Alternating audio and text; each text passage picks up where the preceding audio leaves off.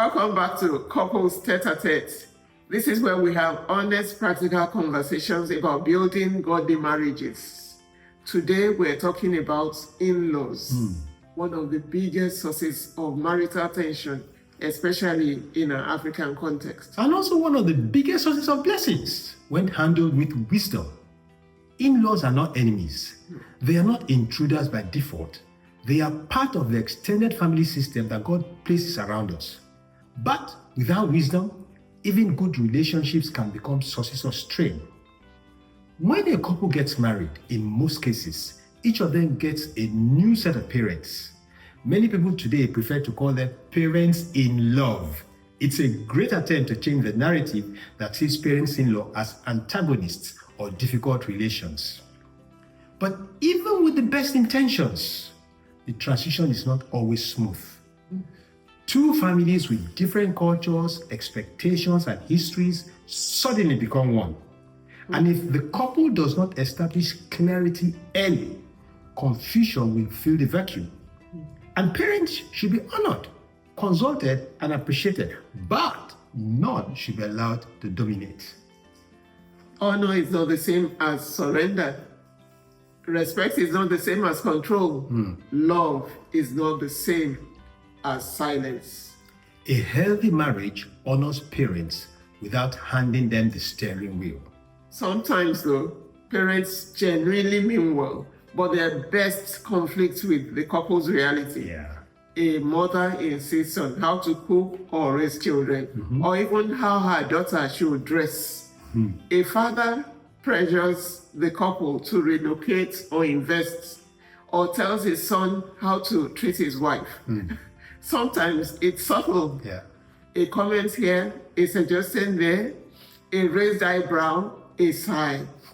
Other times it's direct. This is how we do it in this family. You don't know anything yet. You will listen to us. You must listen to us. And because we love our parents, we don't want to offend them. But you see, if we don't speak up, we end up offending our spouse. And that is far more dangerous. In such moments, the spouse whose parent is involved must speak up with love, but clearly. Silence is not honor. Silence is avoidance, and avoidance breeds resentment. Your spouse should never feel alone in dealing with your family. They should never feel unprotected. They should never feel like an outsider in their own home. Back in the 80s, a young couple agreed that no one would live with them for the first year. They wanted to bond, to adjust, and to build a foundation. But the husband returned from visiting his parents with a niece to stay. He said his father asked him to take the girl back with him. The wife was shocked. She felt blindsided. She felt disrespected. She felt unprotected. It created deep division. She concluded that her in-laws were running her home. And that tension lasted for a very long time. No relative should move in without full agreement of both spouses. Not, I told her, not, he will adjust, not, it's just for a short time. No, agreement is essential, and it should be obtained upfront, not after the fact. Boundaries are not rebellion. They are protection. They work for the ultimate good of the couple, helping to lay a good foundation, especially for couples just starting married life. Boundaries are like fences around the garden. They don't stop the sunlight. They don't stop the rain. They simply keep out what can destroy the growth. And boundaries don't have to be harsh. They don't have to be rude. They don't have to be confrontational. Couples can say, we love you and we want peace in our home. Here's what works for us. They can say this with love and respect, knowing they are not trying to be antagonistic. They are simply seeking to be understood and respected. Let's talk about some practical areas where boundaries are often needed. 1. Visits. How often? How long? Do they call or write before coming? 2. Advice. Are parents allowed to dictate decisions, or do they offer counsel that the couple prayerfully considers? 3. Finances.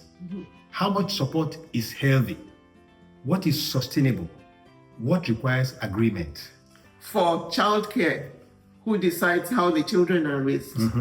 Who sets the rules? 5, privacy. What details of your marriage are shared and what stays between the two of you? When these areas are not discussed, assumptions take over, and assumptions can be dangerous. Boundaries help honor and love to flow more freely. Without them, tension builds up and resentment easily follows. And here's the truth. Most parents don't want to cause trouble. They simply don't know where the lines are. When you lovingly define the lines, you make the relationship healthier. Honor your parents, but don't abdicate your hope. Honor means you value them. It means you listen. It means you appreciate. But it does not mean you hand over leadership. Listen, your marriage is your first ministry. Your spouse is your first neighbor. Your home is your first assignment. We appreciate that you joined us for this episode today. We hope it has given you clarity, courage, and wisdom for navigating in-law relationships. Until we come your way again, do subscribe to this channel and share it with your friends. You will find many back episodes that will build your marriage. Goodbye, and God bless you as you take these words and give them hands and feet, just as Matthew chapter 7 verse 24 encourages us.